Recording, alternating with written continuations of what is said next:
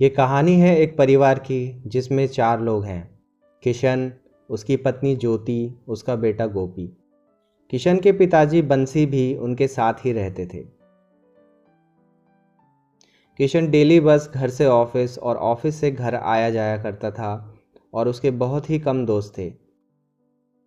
एक दिन किशन का बॉस उसको रविवार को ऑफिस बुलाता है ओवर टाइम के लिए, बस कुछ घंटों के लिए।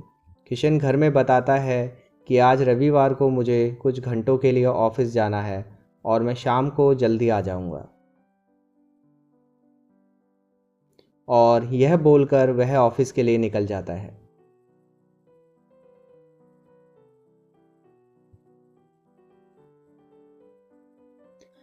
शाम को अचानक मौसम खराब हो जाता है और अब रात के 8 बज चुके थे, लेकिन किशन का कोई पता नहीं था। किशन के घर वाले बहुत परेशान हो रहे थे।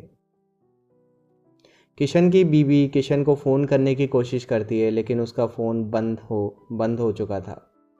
अब उसकी बीवी उसके ऑफिस में फ़ोन करती है। ऑफिस में फ़ोन करने के बाद पता चलता है कि किशन तो घर के लिए कब का निकल चुका है। किशन के घर वाले रात भर चिंता में सोते नहीं उस रात। फिर अचानक सुबह के 5 बजे दरवाजे पर खटखट होती है तो पता चलता है कि किशन वापस आया है। परिवार के सभी लोग बहुत खुश होते हैं, लेकिन किशन के पिताजी किशन को बहुत डांट लगाते हैं और कहते हैं, कहाँ था पूरी रात। किशन कहता है, पिताजी, कॉलेज का एक पुराना दोस्त ऑफिस के पास मिल गया था, तो उसने ज़िद करी तो मैं उसके साथ उसके घर चला गया था। पिताजी कहते हैं, बेअकल, एक फ़ोन नहीं कर पा रहा था। यहाँ बहू, बच्चे और मैं कितने परेशान हो गए थे। मन में कितने उल्टे ख्याल आ रहे थे। इस पर किशन भी गुस्सा हो जाता है और कहता है, पिताजी, मुझे इस तरह से मत डांटो। मैं कोई छोटा बच्चा नहीं हूँ जो हमेशा आपको बता के जाऊँगा। बोलता है, मैंने आप लोगों को फ़ोन करने की कोशिश करी, लेकिन मेरा फ़ोन बंद हो गया था। और यह बोलकर किशन अपने कमरे में चला जाता है। उसकी बीवी और बच्चे को किशन का ये बर्ताव पसंद नहीं आता। अगले दिन किशन ऑफिस के लिए निकलता है और उसका बेटा बबलू स्कूल के लिए। उस दिन किशन शाम को 7 बजे ऑफिस से घर आ जाता है। घर आकर देखता है कि किशन की बीवी रो रही होती है। वह पूछता है, क्या हुआ ज्योति?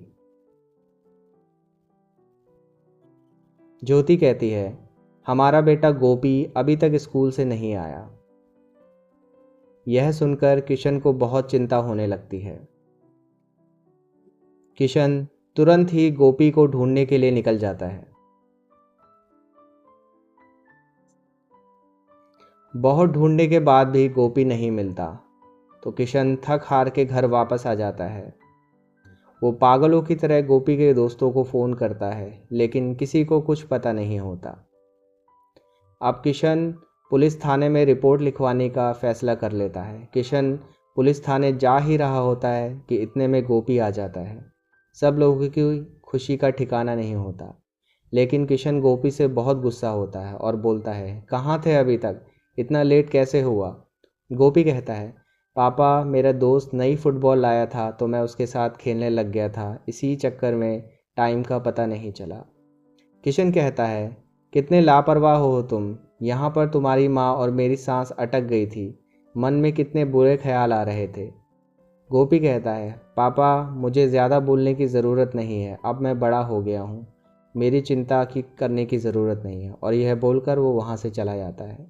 किशन को उसकी बात बहुत चुभती है और उसको एहसास होता है कि उसने जब अपने पिताजी से मुंह चलाया था तो उनको कितना बुरा लगा होगा। किशन तुरंत पिताजी के पास जाकर उनसे माफ़ी मांग लेता है। और यह सब देखकर गोपी भी अपने पापा किशन से माफ़ी मांग लेता है।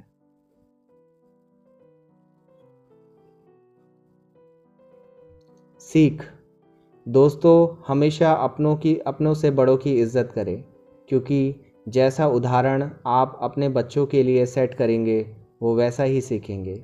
आप जैसा बर्ताव आज अपने माँ बाप के साथ कर रहे हैं, हो सकता है भविष्य में आपके बच्चे भी आपके साथ वैसा ही करें। धन्यवाद।